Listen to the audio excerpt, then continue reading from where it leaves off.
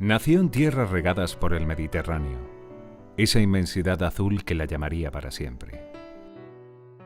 Llegó a este mundo un 17 de abril, una lluviosa primavera alicantina en la que tras más de 30 días sin parar de llover, un sol cálido y luminoso le dio la bienvenida a este mundo.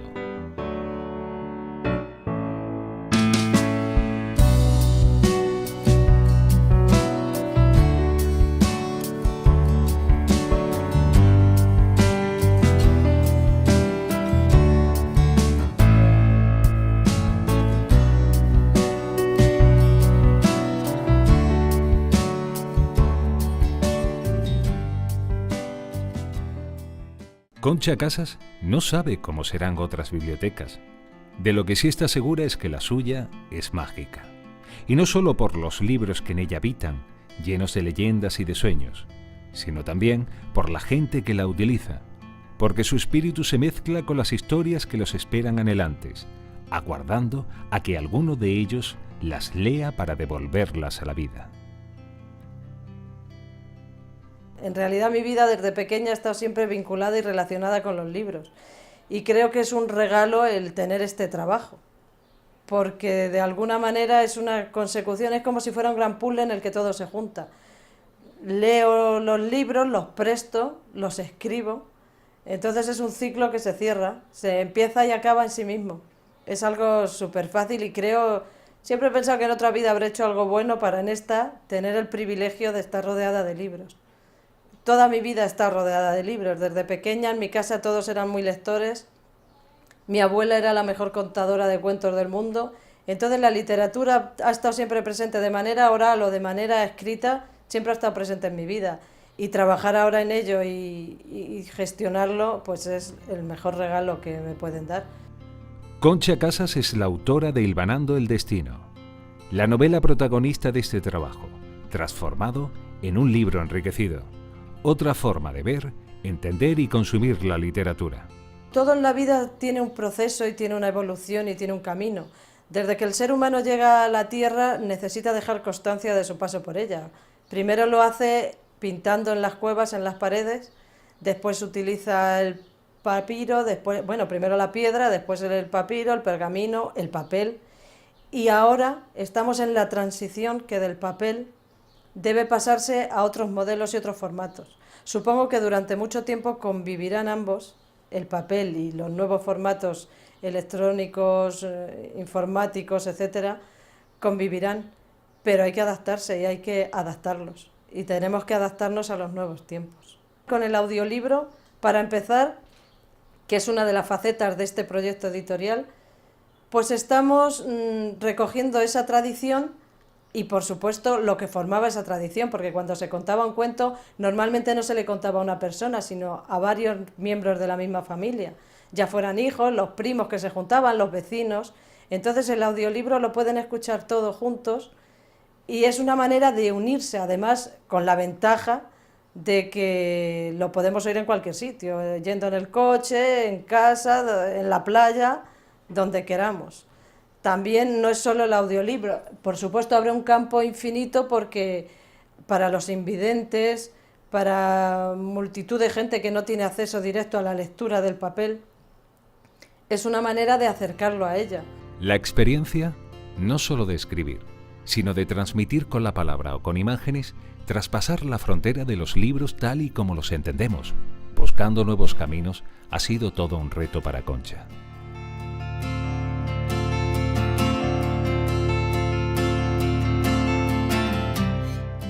Evidentemente está siendo un reto, más que un reto quizá una aventura, porque es como alargarlo, mientras estás escribiendo estás viviendo en otro mundo, porque yo creo que los que nos dedicamos a la escritura, o cualquiera que se dedica a crear cualquier cosa, el acto de la creación en sí mismo es un acto mágico, entonces es un tiempo que desaparece, no existe el tiempo, estás como en otro planeta, en otro mundo, en otra historia.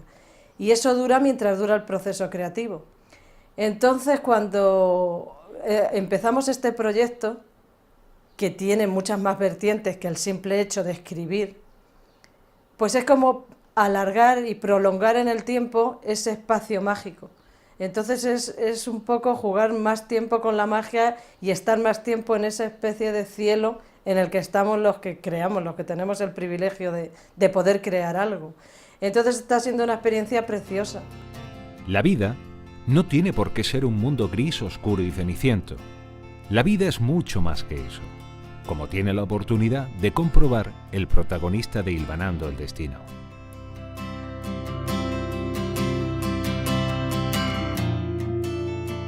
La vida está compuesta de magia, de sentimientos, de emociones, de encuentros, desencuentros, de amor, de pasiones. Y entonces Hilvanando el Destino recoge un poco todo eso. Cada personaje que aparece, incluso las vivencias del mismo protagonista, no dejan de ser eso, una mezcla de lo que es la vida. Entonces es una novela realista. Fue en Madrid donde Concha vivió una infancia llena de la magia de los cuentos de su abuela y de los juegos con sus hermanos. Allí pasó una adolescencia plena de conflictos y dudas eternas, una juventud que explosionó al ritmo de rock and roll.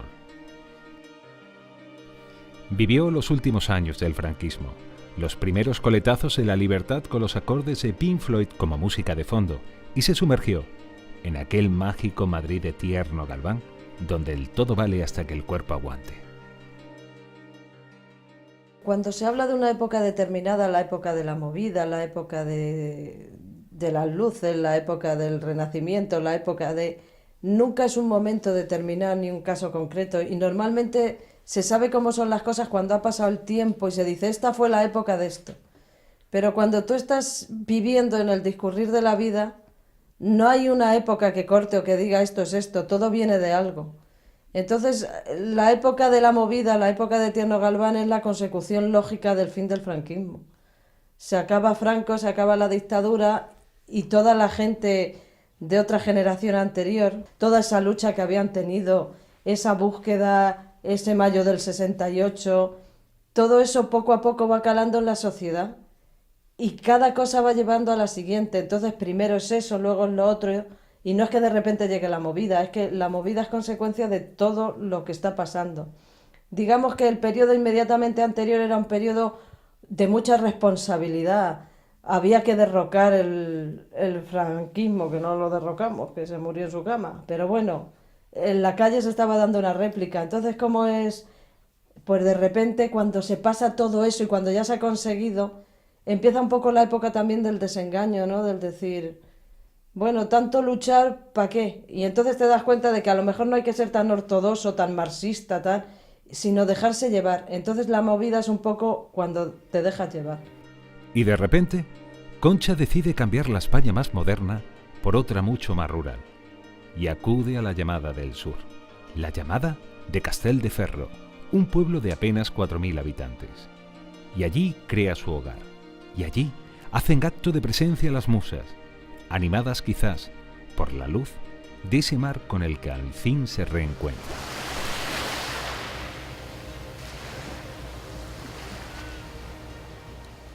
Cambiar la ciudad por el medio rural, un cambio tan brusco, un contraste tan fuerte, quizá forme parte de eso, precisamente el todo vale todo y vale todo, vale que tú te creas tu propia vida, tú eres el creador de tu vida. Y como todo vale, eres capaz de cambiarla. También es cierto que entonces fue muy brusco, porque la movida en sí misma fue un movimiento muy urbano y muy urbanita. Y de repente venirse a un pueblo, quizá formaba más parte de la ideología y del pensamiento inmediatamente anterior, que era más de los hippies y tal, que de esto. Pero mis circunstancias en aquella época, mi compañero... era más de esa filosofía y en definitiva yo casi me apuras un poco, yo me vengo por amor, porque a mí, yo por mí misma en aquella época no dejo la ciudad ni loca. Me encantaba la ciudad, me encantaba la vida que había allí, la movida, yo estudiaba, trabajaba, era un sin parar. Y de repente venirte a un sitio así a mí no era lo que me apetecía. Pero en torno a tu vida son muchas circunstancias las que funcionan. Y entonces no eres tú sola, hay más gente a tu alrededor y más opciones de vida. En el budismo existe una máxima que dice que lo que ocurre es lo que tiene que ocurrir y la persona que aparece es la que tiene que aparecer. Entonces no es lo que podría haber sido si no hubiera sido, es que lo que ha sido es lo que tenía que ser. Yo creo que para ser la persona que soy yo tenía que venirme aquí. No existe la posibilidad de pensar qué hubiera sido si hubiera estado en Madrid. El hecho de venirte aquí es el ambiente cuando tú llegas de una ciudad y de un ambiente como era la movida madrileña, las libertades, etcétera, etcétera, y te metes en un medio urbano, el contraste es tan fuerte y el shock tan salvaje que para sobrevivir tienes que hacer algo. Y la respuesta quizás es buscarte a ti misma. Te das la vuelta hacia adentro. Si mientras estabas en Madrid, en aquella época, en aquel movimiento, en aquella vida, era expansiva, la energía ahora se vuelve hacia adentro. Y entonces buscas en ti y desde ti encuentras muchas cosas. Y quizá la persona que soy tenía que pasar por venirse, porque si no, nunca hubiera sido esta persona.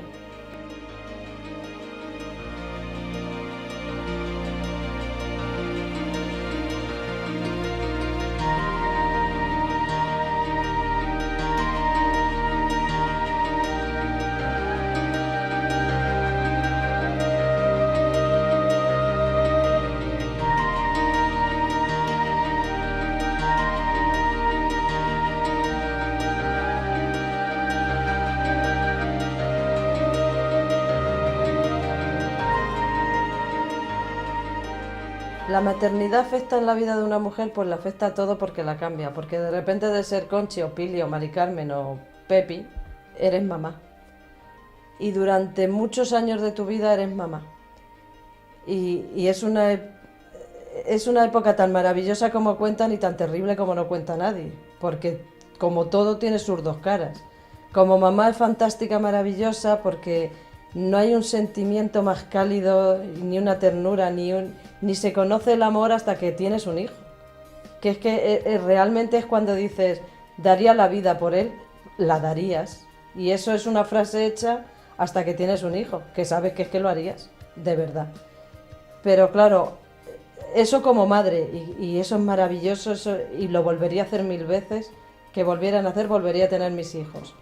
Pero como persona pierdes mucho. Digamos que todos esos años de entrega, de maternidad, de la cría es muy dura. Mientras estás siendo madre, dejas de ser tú. Es una época de entrega, si quieres ser madre auténtica, quiero decir. Porque hoy en día también yo tuve la suerte de tener a mis hijos ya aquí, que en el medio rural es mucho más fácil. Porque afortunadamente por mi trabajo y por mis circunstancias, yo he criado a mis hijos. Pero claro, si quieres hijos tienes que estar al 100%. Si no, no es tanto. Y si estás al 100%, dejas mucho en el camino también. Es difícil, es muy bonito, pero es duro y difícil. El paso de los años ha convertido a Concha Casas en una mujer independiente. Madura, escritora, titulada, pluriempleada. ¿Qué le queda por hacer? Ahora es mi vida. Ya he sido mami, ya he cumplido como mami, ya me he buscado la vida para tener un trabajo, ya tengo una casa que paga una hipoteca como todo el mundo y ahora de repente soy yo para mí conmigo. Entonces ahora es fantástico, ahora viene todo. Ahora es dedicarte pues a lo que te gusta. Ahora además he juntado con este proyecto tan fantástico que es como una puerta abierta a esa nueva vida, ¿no? Que se te abre un nuevo horizonte. Ahora es empezar, ahora toca empezar. En muchos sitios he leído sobre la mujer madura y sobre que la mejor época de la mujer, y muchas mujeres lo dicen, es a partir de los 45 o 50. Y francamente es una sensación muy agradable de eso, de ser dueña de ti misma, por primera vez. Porque las mujeres normalmente siempre estamos sometidas a los padres, a tus relaciones familiares, a tus responsabilidades familiares, como mujer, como madre, como esposa, como hija. Y de repente ahora es decir, soy yo para mí. Y eso es un lujo. Entonces ahora viene lo que quiera. Todo. Estoy abierta a todo. Ahora espero que la vida me sorprenda cada día. En Castelldefels nace la escritora de novela, pero también la columnista del diario Ideal. Mujer comprometida con la lucha social y política, con la igualdad entre hombres y mujeres.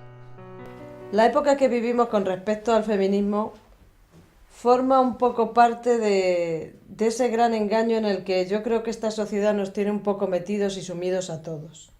¿no? De alguna manera nos intentan engañar con que tenemos todo conseguido, hemos llegado a los más altos cotas de bienestar, tanto social como de esto como de lo otro, y entonces ahora nos empiezan a quitar cosas alegremente y tal. Es un engaño, nos están engañando a todos los niveles.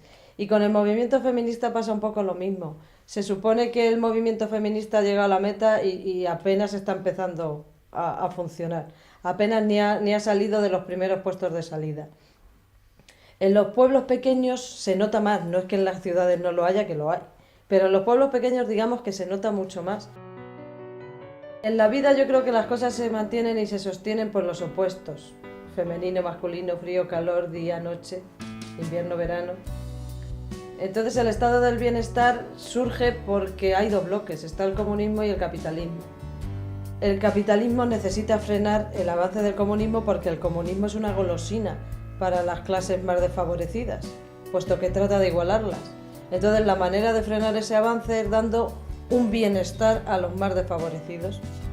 Por eso nace el estado del bienestar. Al caerse el contrapunto de ese equilibrio, de ese frágil equilibrio, ya no es necesario el estado del bienestar. Entonces al caer el bloque soviético, el capitalismo se ha desbordado y estamos ante un capitalismo salvaje. Las nuevas generaciones lo han tenido mucho más fácil que nosotros porque de alguna manera se han encontrado con todo hecho o supuestamente con todo hecho. Entonces eso ha hecho que ciertas posturas, que ciertas maneras de vivir se relajen. Entonces de alguna manera eras consciente siempre de lo que tenías que defender, entre ellos las posturas feministas frente al machismo, etc. Hoy en día no se milita. Entonces sencillamente no es que sean más machistas o menos machistas, serán lo mismo de machistas, pero sencillamente es porque ni siquiera tienen la necesidad de defender nada ante otras cosas, que era lo que hacíamos nosotros. El mundo ideal es que no debe tener fronteras. Lo que sobran son las estructuras actuales políticas, sociales y económicas, que está claro que han fracasado. Tenemos que encontrar un nuevo equilibrio y un nuevo sistema y una nueva forma de enfrentarnos a la vida a todos los niveles, económico, a todos los niveles, porque esto está muerto, como he dicho antes. Entonces, evidentemente, es otra visión de todo. No podemos poner barreras al campo, ni fronteras donde no debe haberlas. El ser humano es libre, tanto si es blanco como si es negro, como si ha nacido aquí, como si ha nacido allí. No podemos limitar sus movimientos. Es crear cárceles. Yo creo que el secreto hoy en día no es una revolución, sino una evolución. El paso que nos queda dar al ser humano es hacia nosotros mismos. Crecer como personas, llegar a ser conscientes del inmenso poder que albergamos en nuestro interior y desarrollar una nueva conciencia. Ese es el único camino que nos queda a la humanidad. El ser humano tiene que volver a mirar a la naturaleza y a estar en armonía consigo mismo. No puede ir contra lo que debía ser natural en él. Somos parte de un todo y lo estamos destrozando. En el siglo pasado hemos destrozado más el planeta que en todos los anteriores. Eso es contra natura y es antinatural.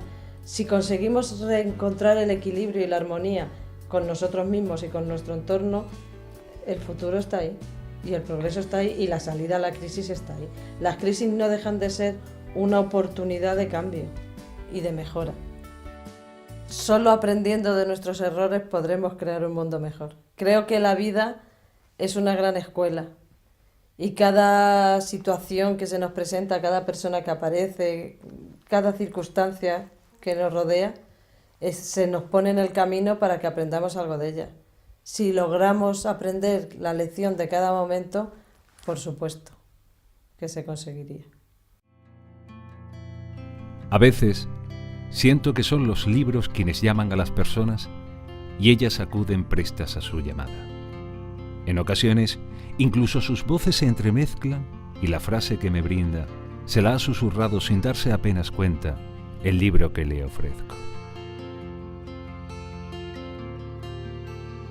Cuando voy a cerrar, en ese último silencio del día, me llega el eco de cada historia que al haber encontrado un lector ha cobrado vida de nuevo. Es un eco dulce y suave, como de agradecimiento, y por eso al irme sonrío, agradeciendo yo también.